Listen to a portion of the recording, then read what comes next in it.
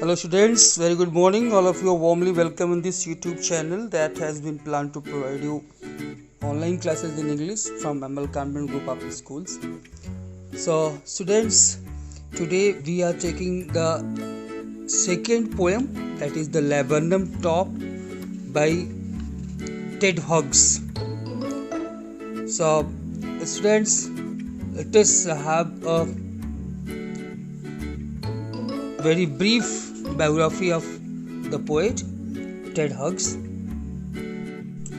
Students, Ted Hughes was born in 1930 and he died in 1988. He was born in West Yorkshire and educated at Maxborough Grammar School and Pembroke College, Cambridge. As a boy, he spent a lot of time on shooting and fishing and developed an obsession with birds and animals, which is evident in the poem The Laburnum Top, which is in our syllabus, as well as in many other works by him. This poem captures the beauty and silence of the natural world. Besides several volumes of the poems, Ted also published plays for children. Many of Ted's poems constitute interesting examples of topographical poetry. Ted stresses on the physical, animals, and the subconscious. He was appointed poet laureate in 1984, and as I told you, he breathed his last in 1998. So this was a brief description about the poet. Let us try to understand the poem, that is the Laburnum Top. As I told you, the poem The Laburnum Top is composed by Ted Hughes. It is about a repaying relationship between the laburnum tree and the goldfinch bird. Okay, ये जो है laburnum tree और goldfinch bird के बीच का जो relationship है, उसको ये पोएम बड़े अच्छे ढंग से दिखाती है. The poem through picturesque images portrays the moods of the various phenomena of nature in autumn. autumn के सीजन के जो autumn के सीजन में प्रकृति के जो various phenomena हैं, उनको बड़े ही अच्छे ढंग से, बहुत ही सुंदर images के माध्यम से इस पोएम में दिखाया गया है.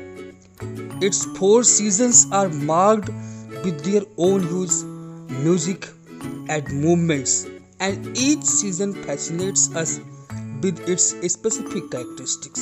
हम सभी जानते हैं जो हमारे 4 सीजन्स हैं, उनकी अपने अलग ह्यूज होते हैं, उनके अपने अलग म्यूजिक होती है, अलग मूवमेंट होता है, और हर एक सीजन हमें फैसिनेट करता है विद इट्स स्पेसिफिक कैरेक्टरिस्टिक्स, क्योंकि हर एक सीजन की अपनी कुछ एक स्पेशल कैरेक्टरिस्टिक्स होती है. The autumn season is marked with its silence and serenity. और अगर हम बात करें उस सीजन की जो हमारी इस पोएम का है, इसमें ये पोएम कंपोज की गई है, ऑटम सीजन की कैरेक्टरिस्टिक्स क्या है? Silence, serenity, but it has its movements, motions, music and thrill. लेकिन उसके साथ ही साथ उसका अपना अलग एक मूवमेंट है, अलग एक मोशन है, अलग म्यूजिक और अलग थ्रिल है. So the Laburnum Top is symbolic of the peace and silence. The very first thing that is required over here to know what is the laburnum tree. Laburnum is a short tree with hanging branches. इसकी जो है branches होती हैं वो hanging करती रहती हैं, लटकती रहती हैं, जैसे आपकी लताएं होती हैं ना, वेल्स की तरह. इनकी जो ब्रांचेस होती हैं वो हैंग करती रहती हैं. इनके फ्लावर्स येलो कलर के होते हैं, और हाँ, इसका जो सीड होता है वो बहुत ही पॉइजनस होता है. ओके, सो जो लेबरनम टॉप है वो सिंबॉलिक है पीस का और साइलेंस का. That fills nature during the autumn season. but this calmness is disturbed with the arrival of the goldfinch. ऐसा मैंने आपको पहले बताया कि जो रिलेशनशिप है लेबनम ट्री और गोल्डफिंच का वो यहाँ पे दिखाया गया। तो लेबनम टॉप जो कि साइलेंस और सेरेनिटी का जो है को मार्क करता है, उसके साइलेंस, उसकी कामनेस को डिस्टर्ब किया जाता है किसके द्वारा? With the arrival of the goldfinch. Okay, goldfinch is a small singing bird with yellow feathers on its wings. Okay, goldfinch एक स्मॉल सिंगिंग बर्ड है जिसके पीले रंग के feathers होते हैं और इसके विंग्स भी पीले रंग के होते हैं। तो उसके अराइवल के कारण, due to the arrival of that goldfinch, the calmness of the laburnum top or the laburnum tree is disturbed. That goldfinch bird has built her nest there.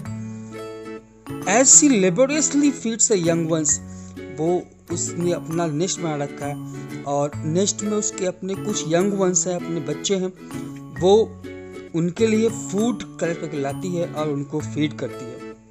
और जब वो फीड करती है then there is a commotion, वहां पर एक commotion पैदा होता है।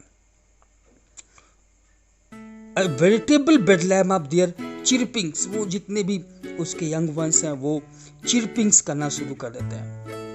And after feeding the young ones or having fed the young ones, the bird once again soars up into the infinity of the sky, leaving the laburnum tree silent and still again. अपने बच्चों को और जो है feed करने के बाद वो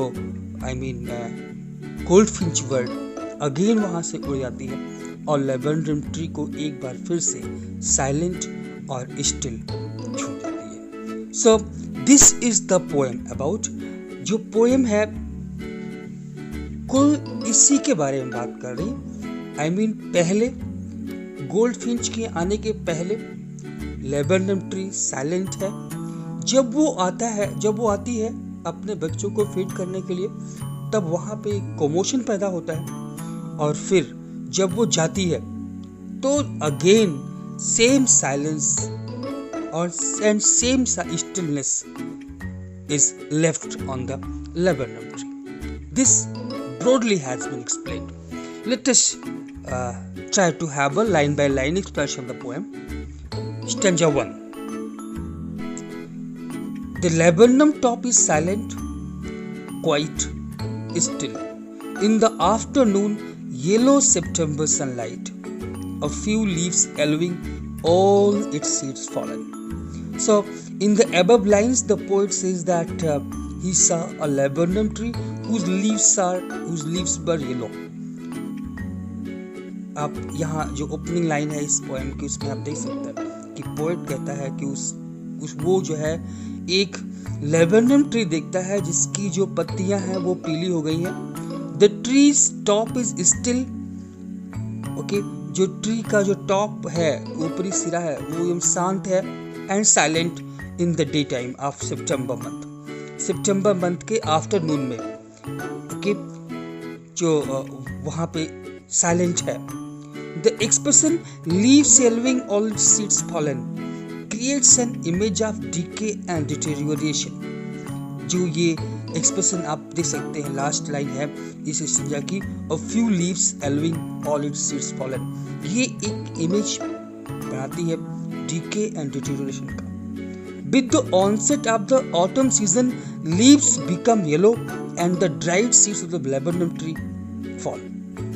जब ऑटम सीजन आता है तो उसमें जो पत्तियां होती हैं सितंबर के महीने में, जो पत्तियां होती हैं वो पीली हो जाती हैं और जो ड्राइड सीड्स हैं लेबनम ट्री के वो गिर जाते हैं.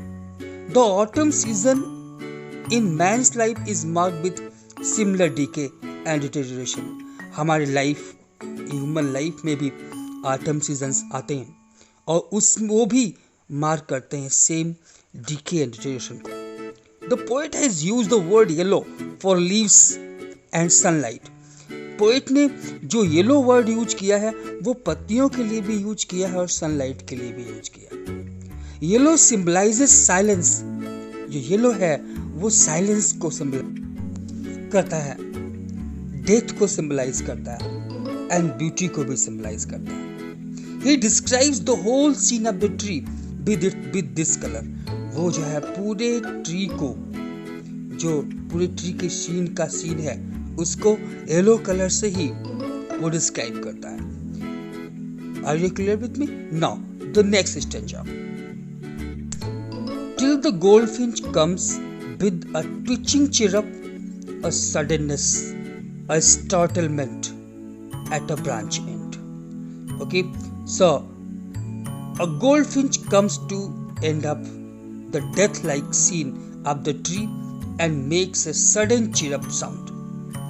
जब तक गोल्डफिंच बर्ड नहीं आई है वहां पे एकदम शांति है, डेथ लाइक सीन वहां पे बना हुआ है।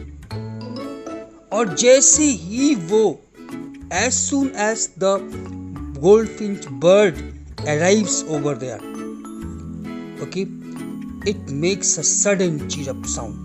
वहां पर एक sudden chirrup sound generate हो जाता है। Here the mother of the arrival of the mother bird with food in its beak creates a sudden and startling commotion in the tree। जो मदर बर्ड है, मदर बर्ड का अपनी चोंच में अपने यंग वंस के लिए, जो कि वो बाहर गई हुई थी, क्या करने के लिए बाहर गई थी? अपने यंग वंस के लिए फूड लेने के लिए बाहर गई थी। और उन फूड्स, अपने जो यंग वंस को फीड करना है वो जो है अपने चोंच में भर के वो लेके आई है। जैसे ही वो वहां पे पहुंचती है, as soon as she arrives over there, it creates a sudden and startling commotion in the tree। उस ट्री पे एक सडन और startling commotion जनरेट हो जाता है, क्रिएट हो जाता है। The mother sits on the branch end।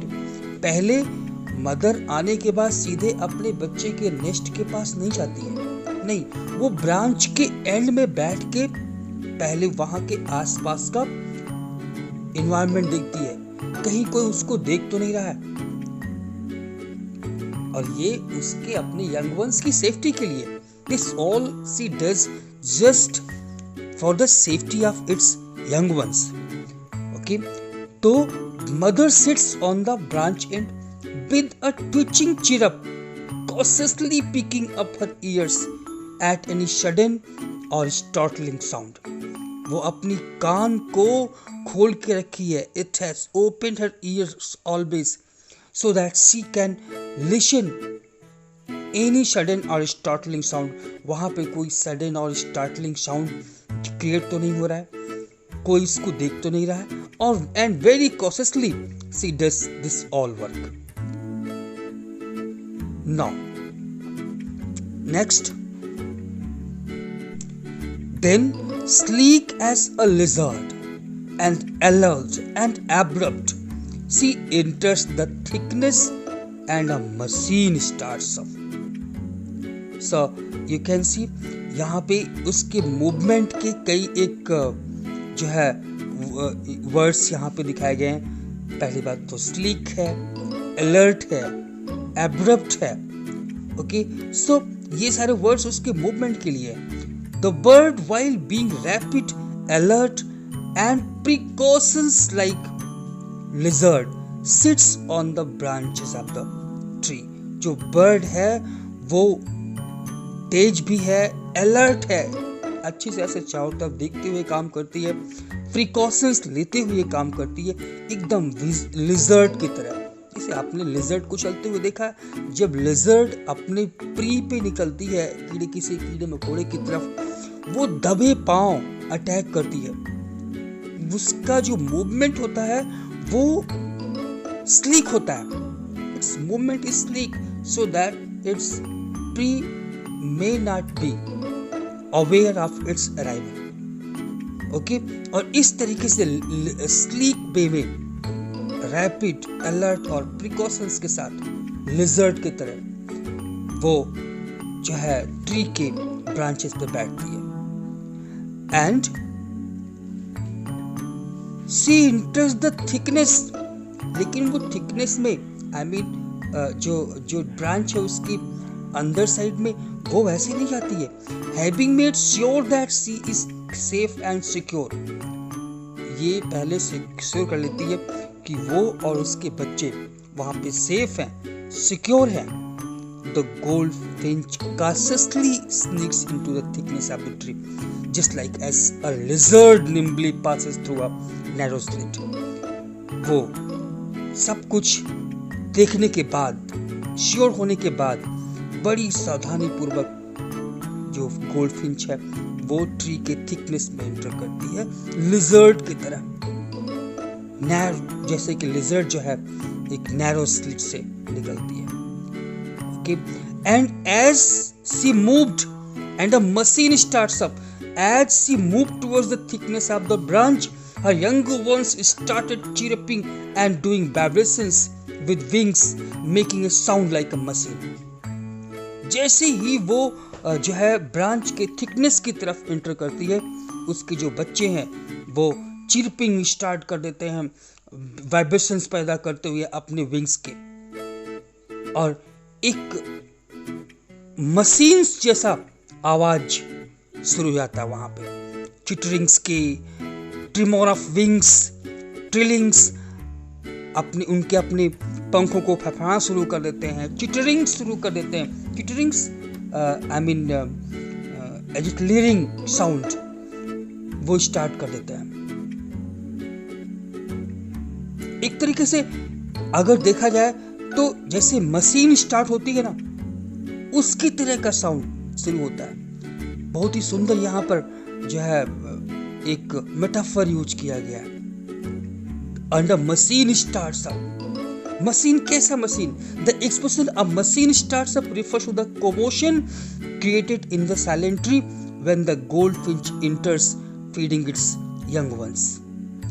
जब गोल्डफिंच अपने यंग वंस को फीड करने के लिए जब वो अंदर जाती है, तो जो वहाँ का उसके यंग वंस का जो कोमोशन क्रिएट होता है उनके द्वारा उस साइलेंट ट्री पे, उसको जो है मशीन से जो है मेटाफराइज किया गया। There is a blended noise of deer chirping and flapping of wings as the baby bird vie with another to get their mother's attention and food.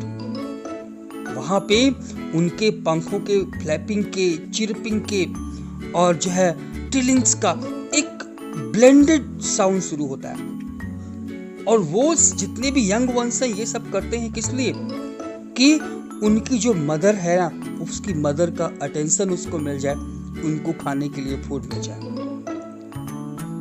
Often such commotion is created by machines, और अक्सर ऐसा ही commotion machine के द्वारा create होता है।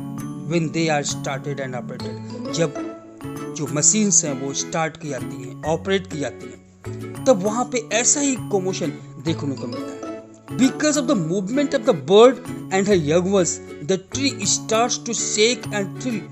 वहां पे एक तरीके से पेड़ पे shaking and thrilling शुरू हो जाती है। So that has been very beautifully described over here. It is the and trembles and thrills. Now the next stanza. One thing more. The poet has given two opposite scenarios of the tree. Poet ने यहाँ पर tree के दो opposite scenarios को बड़े अच्छे ढंग से डिस्क्राइब किया। The tree first being death like, पहले गोल्डफिंच के आने के पहले जो ट्री था, ट्री पर डेथ लाइक सिनेरियो था, स्टिलनेस थी। और फिर जैसे ही गोल्डफिंच आती है, उसके आने के बाद उसके यंग वंस के द्वारा उस ट्री में एक लाइफ आ जाती है, कोमोशन आ जाता है। Okay, so this way. Now the next stanza. It is the engine of her family. She stokes it full, then flirts out to a branch end, showing her bird face identity mask. It is the engine of her family. Now the opening line of the stanza, it is the engine of her family, is a specimen of the metaphor. Metaphor का specimen है ये. It is the engine of her family. यहाँ पर आप देख सकते हैं जो गोल्डफिंच की फैमिली को इंजन से कंपेयर नहीं किया गया है, सिमिली नहीं दी गई है, वहां पर लाइक या सो या एज वर्ड नहीं यूज किए गए। In place of using simile, poet ने उसकी फैमिली के उस पूरी प्रक्रिया को एक मशीन का नाम दे दिया, वो इंजन है उसकी फैमिली का। The tree is the scene of the bird's family activity, it trembles and thrills just like the whirring of an engine in motion creates vibrations। जो उसकी फैमिली का जो मशीन है, इंजन है, उस पूरे सीन को दे दिया गया। ट्रेम्बल करता है, थ्रिल करता है, जस्ट लाइक जैसे जब कोई इंजन जो है ऑपरेट होती है तो जिस प्रकार का वाइब्रेशन वहां पे क्रिएट होता है जब कोई इंजन मोशन में होता है, तो वैसा ही वो वेरिंग जो है मोशन वहां पे भी जनरेट हुआ। The poet does not say that the tree is like an engine. Poet यहाँ पे ट्री को इंजन की तरह नहीं दिखाता है, he presents the tree is an engine.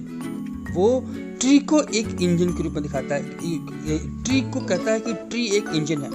इस प्रकार से you can see that he uses metaphor over here. The laburnum tree and the goldfinch bird is the engine of our family.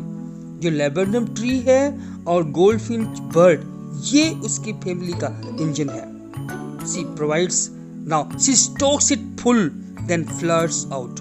So stokes it full, the very first point. She provides food to her young once.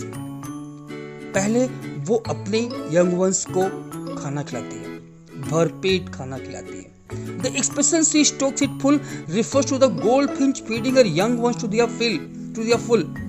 पूरा उसका पेट भर के उनको खाना खिलाती है। जैसे हम किसी इंजन के स्टीम इंजन के फायरप्लेस में कोल हम जब फीड करते हैं तो भर देते हैं उसको। Just as coal is fed into the fireplace of a steam engine, the goldfinch feeds her young ones till their hunger is satisfied। जब तक उसके यंग वंस की भूख पूरी शांत नहीं आती, वो उसको खिलाती है। After that she moves to the other branch and, और उनको खिलाने के बाद then floods out to a branch and, और फिर खिलाने के बाद वो जो है ब्रांच के दूसरे एंड पर चली जाती है। After that she moves to the other branch and the stringed and then showing her barred face identity mask. The stringed flower clusters of the laburnum tree hang like bars and partially cover like birds। यहाँ पे जब वो वहाँ पे बैठती है branch के and में, तो जो लेबेनम टॉप है उसके जो ब्रांचेस हैं, जैसे मैंने बताया था, इसकी जो ब्रांचेस होते हैं वो वेल्स की तरह होते हैं, लताओं की तरह होते हैं।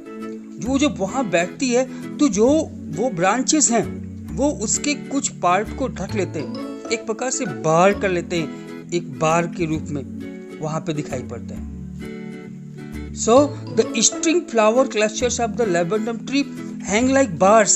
जो लेबेनम ट्री के जो फ्लावर क्लस्टर्स हैं वो बार्स की तरह वहां लटके होते हैं, और जो कि बर्ड को पार्शियली कवर कर लेते हैं। द गोल्डफिंच टिपिकली, और गोल्डफिंच वैसे भी टिपिकली उसके येलो बॉन्ड्स होते हैं और बॉर्ड्स होते हैं ऑन इट्स फेस और wings, which help in its identification, जो कि उसके आइडेंटिफिकेशन का मार्क होता है।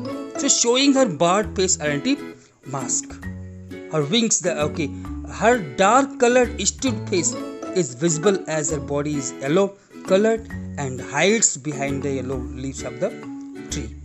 Okay, तो इस प्रकार से वो जब ब्रांच के एंड में आके बैठती है बच्चों के आने के बाद, तो उसके बॉडी का कुछ पार्ट छिपा रहता है। Now the last stanza. Then with eerie delicate whistle, chirrup whisperings, she launches away towards the infinite। After reaching the end of the branch, the bird makes a sweet chirrup sound just like whispering। वो जब branch के and में पहुंचती है तो जो bird है ना वो एक स्वीट चर्पिंग साउंड करती है, ओके, जैसे व्हिस्परिंग होती है। जो एक्सप्रेशन है eerie delicate whistle refers to the gentle and soft sound made by the goldfinch। ये गोल्डफिंच के द्वारा क्रिएट किया गया जेंटल एंड सॉफ्ट साउंड को रेफर करता है। Having accomplished her task of feeding her young ones, there is a feeling of motherly satisfaction. जब अपने बच्चों को भर पेट वो खिला देती है तो जो मदरली फीलिंग है सेटिस्फैक्शन का वो उसके अंदर आता है। And that has been expressed by this soft whistle before she flies in the sky. और उसके बाद and then she flies away, she launches away towards the infinite and then she flies away towards the infinite sky. उसके बाद वो infinite sky में उड़ जाती है। इन द कंक्लूडिंग लाइन, और जो कंक्लूडिंग लाइन है, and the laburnum subsides empty. In the concluding line, the poet creates an image of lifelessness, emptiness, hollowness and seclusion. Last में फिर से जो पोएट है उसके उड़ जाने के बाद उस पेड़ पे एक पेड़ का जो इमेज क्रिएट करता है वो लाइफलेसनेस का है, एम्प्टीनेस का है, हॉलोनेस का है, सेक्लूजन का है। The laburnum tree which is abuzz with activity with the arrival of the goldfinch returns to its silence once the bird which is symbolic of life and loveliness departs. जैसे ही वो जो bird है जो कि symbolic है life की, loveliness का, जब वो निकल जाती है तो वहां पर फिर से एक बार वही शांति आती है जो कि उसके आने के बाद खत्म हो गई थी। It again makes the laburnum tree silent and death like. उसके जाने से वहां पर फिर से एक डेथ लाइक सिचुएशन बन जाती है। Now let us discuss about the literary devices. The very first literary device is alliteration. आप सभी लोग जानते होंगे अलिटरेशन के बारे में। तो September sunlight, tree trembles. In these two lines, alliteration has been used. Another literary device is simile that has been used in sleek as a lizard. Sleek as a lizard में simile use किया है poet ने. And after that metaphor has been used. जो metaphor का use है वो she enters the thickness and a machine starts up. पहला example. Second example, it is the engine of her family. And third example is showing her barred face identity mask. In these lines, metaphor has been used. Next literary device is the personification, and that has been used in the whole tree trembles and thrills. यहाँ पर जो है tree को जो है आपने personify करते हुए देखा पोएट को. The whole tree trembles and thrills. And the last literary device is the transferred epithet. As we all know that it is the figure of speech where the adverb is transferred to another noun. Okay, her barred face identity mask. In her barred face identity mask, transferred epithet has been used. Hence, the students, I have described whole the poem, and I have tried my best to give you a line by line explanation. Thank you. Have a nice day.